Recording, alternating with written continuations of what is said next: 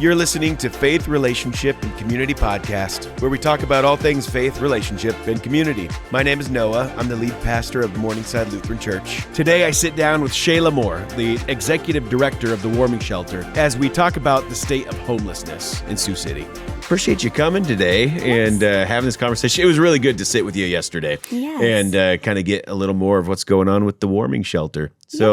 So did you grow up here in Sioux City? I did, yeah. I grew up in Sioux City. I graduated from North. Okay. A little outside of Sioux City is where I grew up, but just between Sioux City and Hinton. Yeah, that's right. So outside of Hinton and been part of the community for a little while. Yep. I have a family. I do. Yeah. I have a husband and 4 kiddos. Yeah, very good. Yeah, you got an army, so that's good. Absolutely. Yeah, and how long have you been with the Warming Shelter? With the Warming Shelter, about 8 years now. Okay, 8 years now.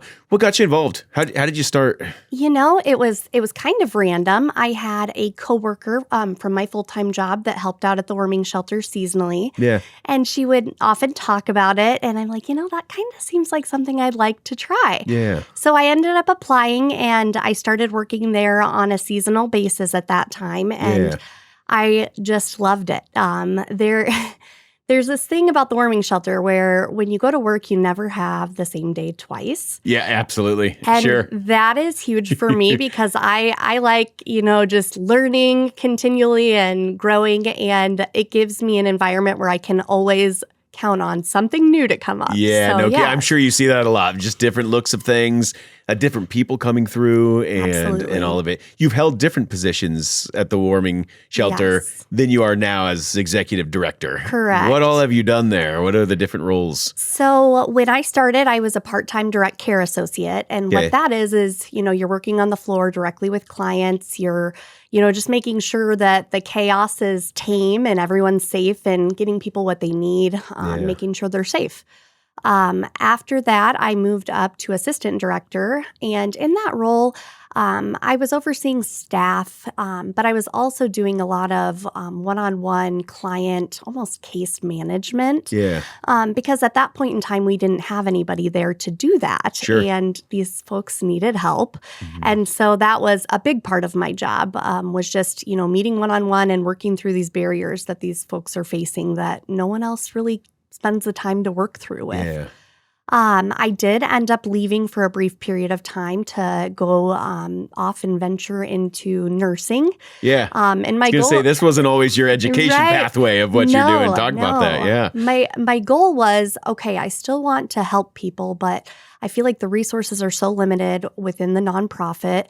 And obviously, I wasn't the director. There were, I wasn't the one calling the shots, and I wanted to be able to help more. Yeah. And so I started my nursing degree, and about halfway through my nursing degree, I got a call from the board of directors asking if I would be interested in coming back on as the director. Yeah. And I'm like, I'm going to have to talk with my husband and pray about this because I'm definitely going to finish nursing school. I've put too much time, energy, and focus into, my education thus far.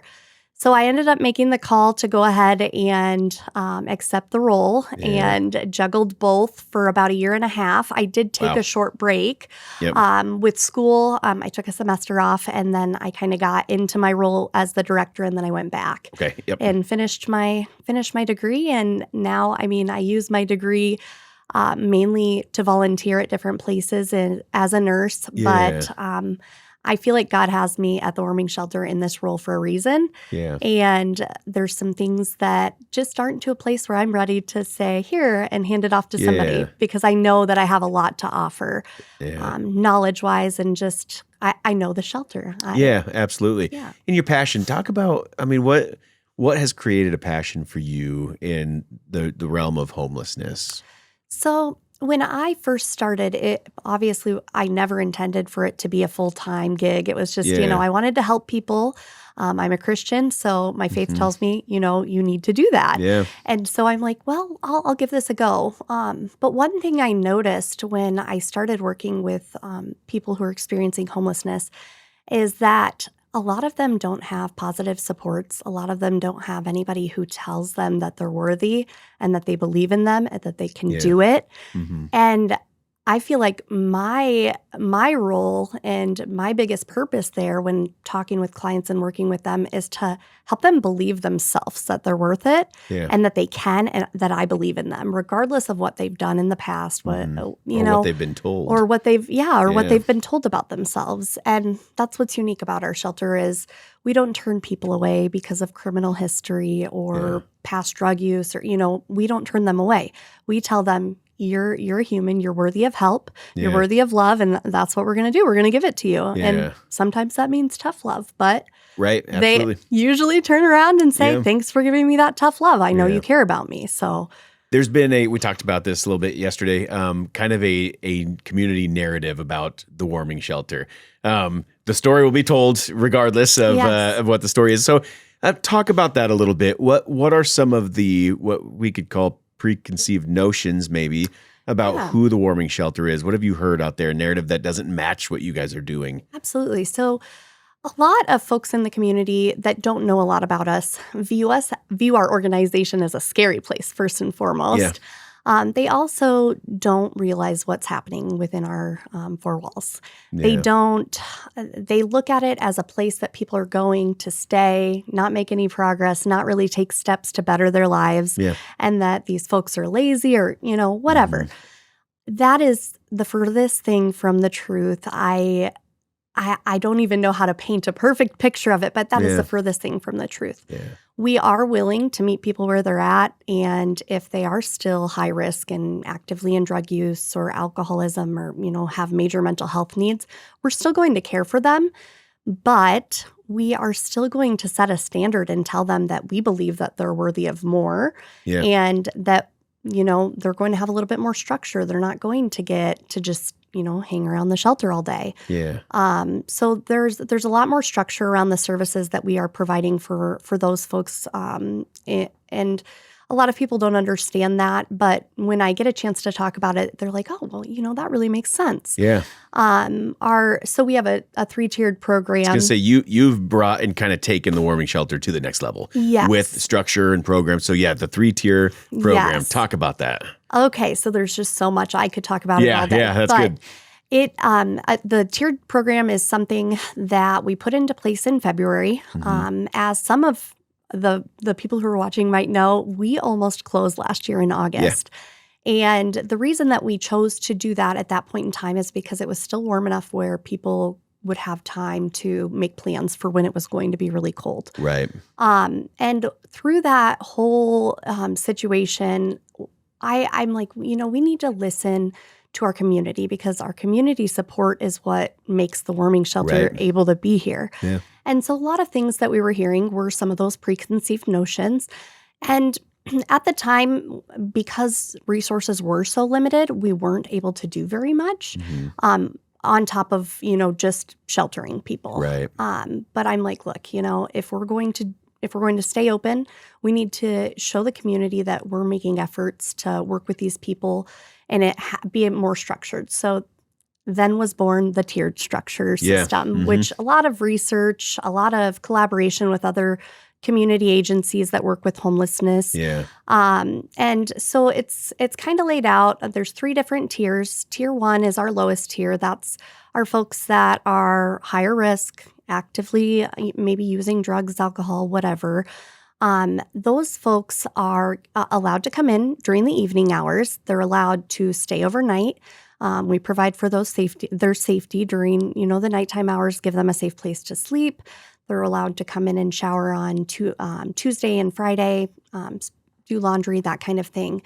But what they're not allowed to do is, hang out and be drunk and disruptive and whatever during the daytime hours. And so that in itself, separating those folks from the other tiers, which are our tier 2 and tier 3, has been extremely beneficial because we see people who want to take the next steps, but it's really hard when your buddy that you've ran the streets with forever is next to you doing the opposite of what you're trying to do. So those folks are allowed in overnight, like I said. If they identify that, hey, I want to be sober, I want to start taking steps towards stability, I'm willing to make a housing plan, I'm willing to do, all the things, Then we have UAs. They're able to UA if they test clean and they breathalyze clean. Then they're able to start their tier 2. Yeah. And when a person is on tier 2, they are required to have that housing plan, like I said, but they are able to stay in during the daytime hours. And as long as they're sober and safe, obviously, they're able to, meet with our resource and advocacy liaison, who kind of bridges the gap in any of the services that they might be working towards. But, sometimes they don't have a phone or they don't Sure. have transportation or, Right. So she's working one-on-one with them. And yeah, they're just taking those steps. They're not always quick. Sure. Yeah. Digging your way out of, not having your vital documents and that kind of thing. It takes time and it takes a lot of effort, and it can be a frustrating process. Yeah. Yeah.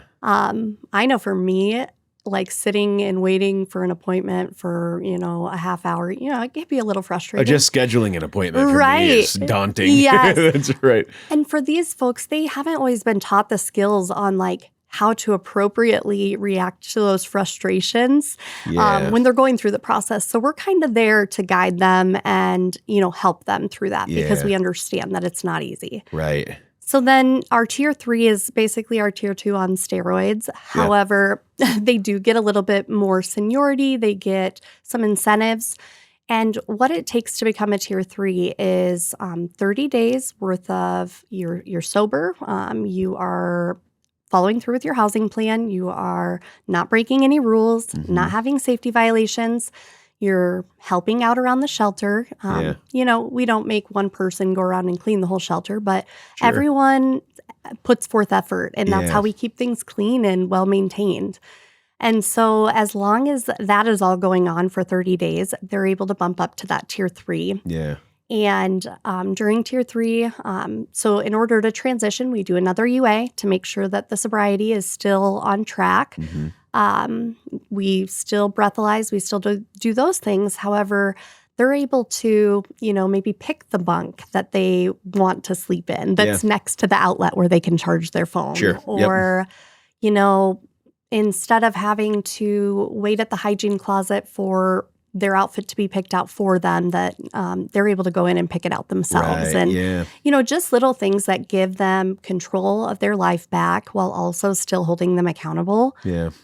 It's been huge. We've seen such great progress. So many people at the very beginning were a little frustrated because they're like, structure, we don't really like this. But Sure. then, Yeah. after a while, they're like, actually, this is kind of nice. Yeah. And so, we're seeing people leave our shelter. We're seeing people, either, A, get housed, B, seek out treatment.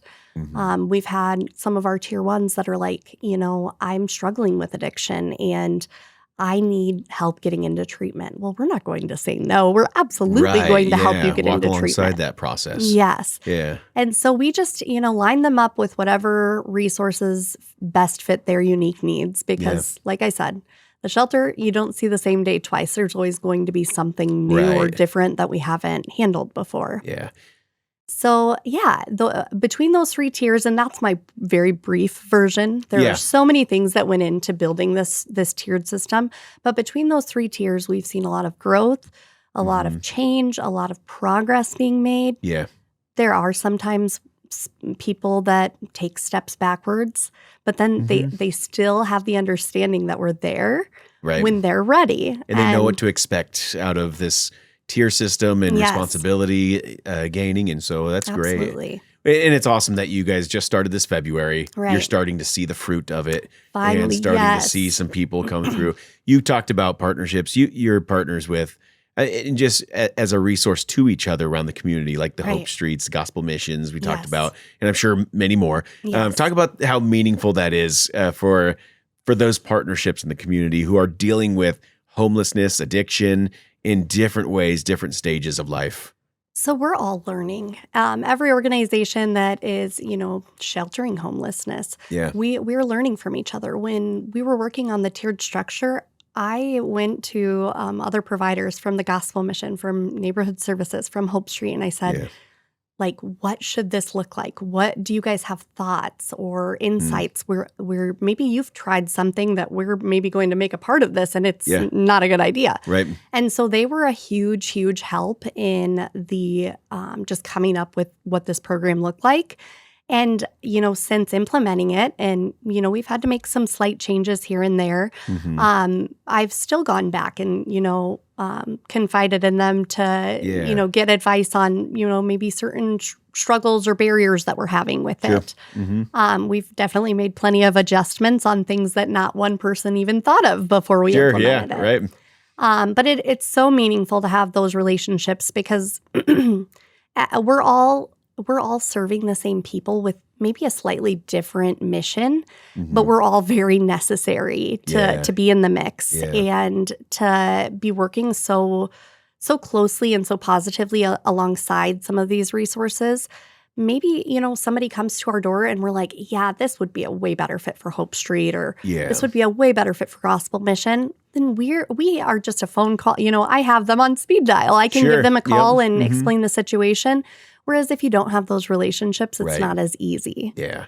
It also helps bridge the gap. Like I said, a lot of things with homelessness fall through the gaps. And so the biggest thing is, us all being on the same page and working together as much as possible. Yeah.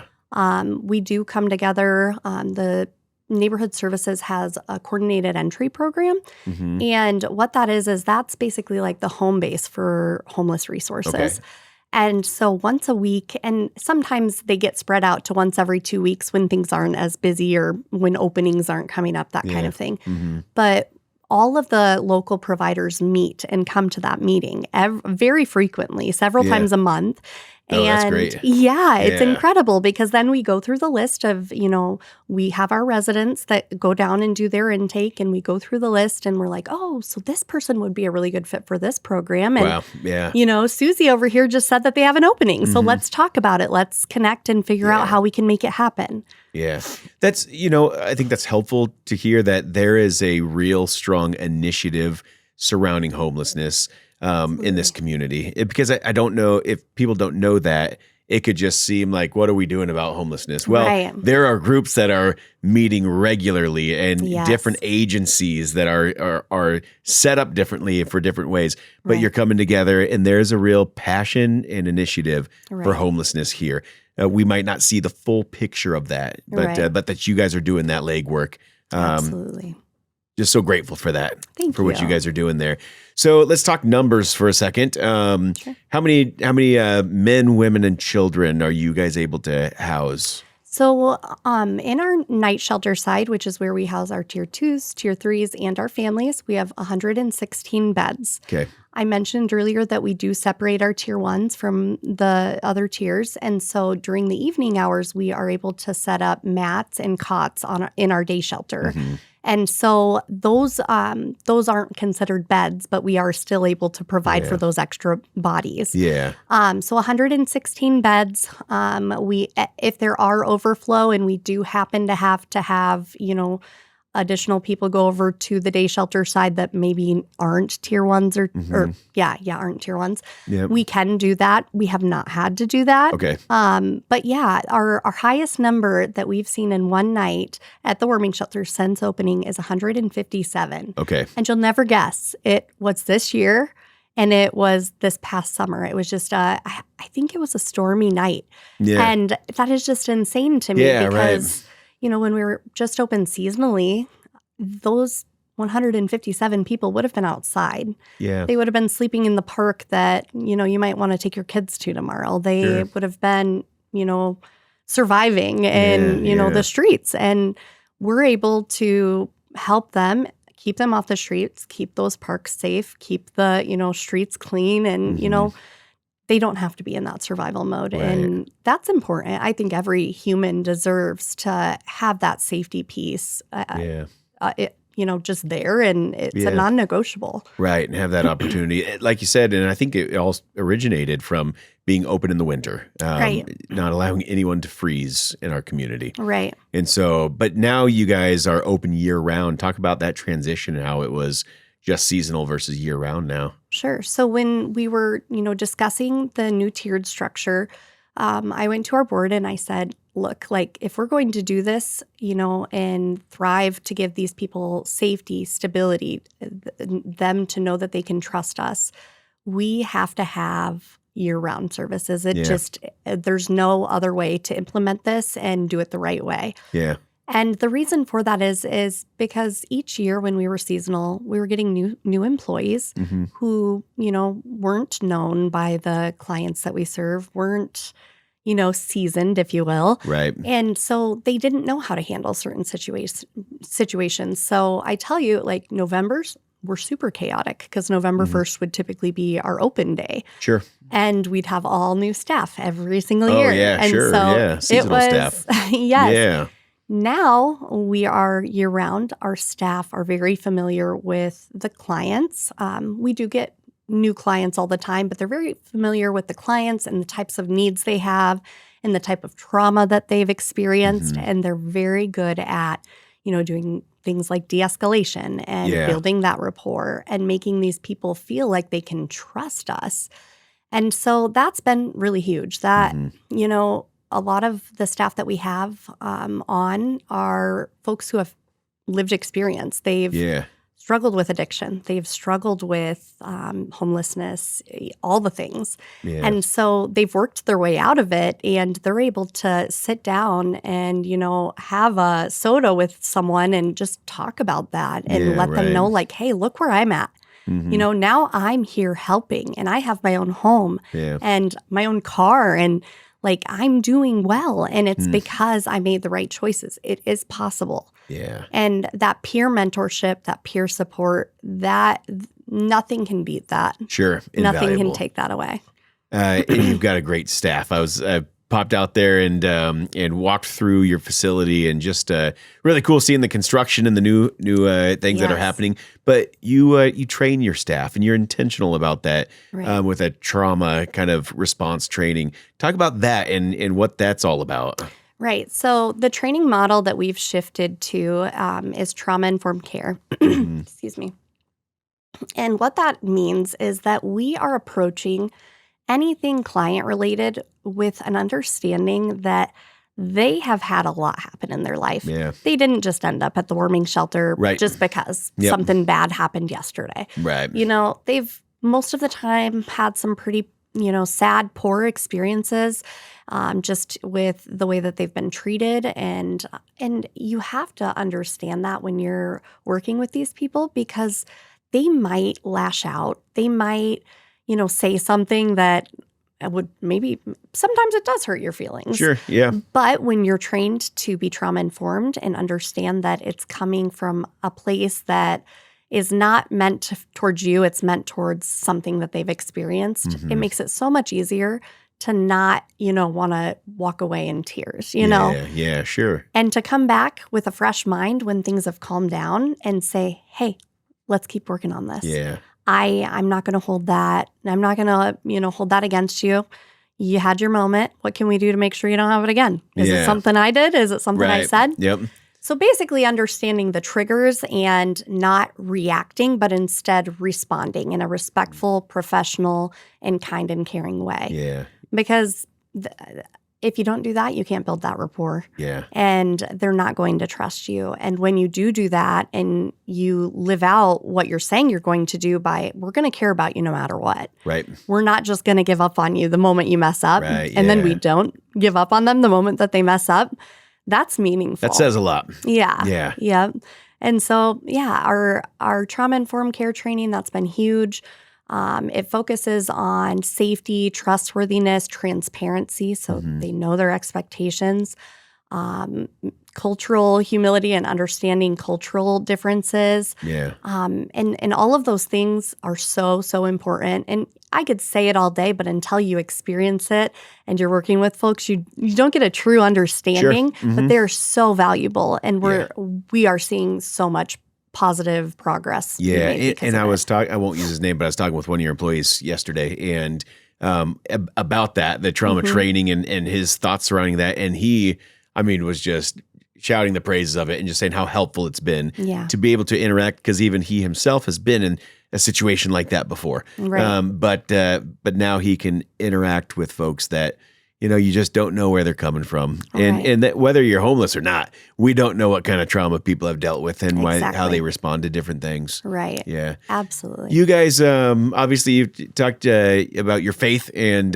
how obviously this isn't a faith-based organization, but a lot of people on board in leadership that know Jesus and want to spread the love of Christ Absolutely. and mentor in that way. And so we talked a little bit about mentorships and talk about kind of what you'd like to see in the future with Yes. mentors with the residents there. Yes. So I'm working on a mentorship program to kind of come alongside our tier 3 clients who are doing really well and on the right track. And that mentorship program would look like, Christians coming and loving on these people and being a support person for them. And, not necessarily forcing like, you got to come to church with me every weekend. Yeah, sure. Mhm. But all the things that are said in the Bible, showing them love and, caring for them and believing in them and just, being that person and living out what the Bible says instead of forcing it on them is so huge. And I really hope for our mentorship program to look that way. And there's already things that are happening that I'm seeing already that aren't a part of the mentorship program, but that I'm like, this is what this needs to look like when we formalize everything. We have staff members that stop by on Sunday morning on the way to church and they switch out their small car with our shelter van so that the folks who want to go to church can hop in and go with them. Yeah. So that's been super neat to watch. And obviously, I would love for that to be a part if once they are comfortable enough and if that's something they want, then they'd have a mentor that they can say, hey, like, could I come alongside you? Would that be okay? And absolutely, that's the goal. We want to bring them into the Word of God and have them meeting these strong Christian people and seeing how people who attend church and who trust in God act and knowing that can be them, regardless of what's happened. It doesn't matter. And so this mentorship program, I've done tons of research. I'm working on just kind of an outlined plan so that it can be structured, so that it can be successful, and so that when our tier 3 people finally get to the point where their housing situation is ready and they're ready to go, they are able to, have that person that they can call if something, kind of funny comes up that they're not used to and work through that. They know they have a positive support, which a lot of these folks don't. They don't have a good, positive, strong support system. Sure. Yeah. Which is great. And you're recognizing that. And because we talked, a lot of residents are from here, not all of them, but a lot of from here. And so they might have family in town, but the family dynamic might be just very different, estranged. Yeah. Yeah. But you have families at the shelter too. You've got a handful of families. Talk about that. I mean, when you've got a mother or father with their kids. Right. So first and foremost, all of our staff are trained as mandatory reporters so that we can just ensure the safety of these kids. And when folks come in and they have kiddos with them, we, make sure that all of their kids' needs are met. We make sure that, hey, what school is your kid going to right now? How we work with the community school district to make sure that there's transportation, that there's as minimal of an impact as possible on the kids so that they can still be kids. Yeah. Homelessness it's tough just for, a normal individual person. And so these kids are having to go to school and, juggle all those things. And we try to make that transition as smooth as possible. Yeah. We have family rooms that they're not real big. They're nothing crazy, but they are a safe space that is the doors lock. We allow them to bring their belongings in there, and they're able to stay. We have showers and laundry and that kind of thing for them at a specified time just to make sure that we're keeping things safe. Yeah. And we just work with them. What are the needs? And on our intakes, those are identified right off the bat so that we can get to work immediately. Right. And they're so grateful for that help and that assistance and just somebody being willing to just start the process because it's scary. Yeah. A, especially with kiddos who are looking to you for their safety, and B, a lot of people who are just single don't know where to turn. Yeah, right. And so, we provide as much support as we can for them. Holidays, birthdays, things like that. We're, working with other organizations to make that as normal as possible. They still get presents. They still, have a brand new backpack and all new school supplies at the start of school. That's and great. So it's really incredible to work with these families to see how strong they are. And when they finally overcome homelessness and they leave our doors, we do everything that we can to set them up with everything they need. Yeah. And when it's a family with children, everyone wants to help. And so absolutely. It's so cool to see that all come together as well. Yeah. And them to get a place to call home, but it feels like home too because they have everything they need. You guys have a massive storage area with a lot of things. A lot of things. A lot of item donations. Yes. And from what I understand, and you offer clothes to everybody who comes through. Yes. Whether they want to keep theirs or get them washed and put them into a new pair of clothes. Yep. But that's not the only donation that's needed. Right. Monetary donations. Yes. So how can the community, those who are watching this, just get involved? What can be helpful as community members or agencies? So there's so many things. The first thing that I always tell people is before you make any plan, just come visit. Come to the shelter. Yep. I want you to see firsthand what we're doing. Yeah. Because you will leave knowing, A, that it's not scary, and B, that it's not a bunch of people sitting around doing nothing to improve their situation.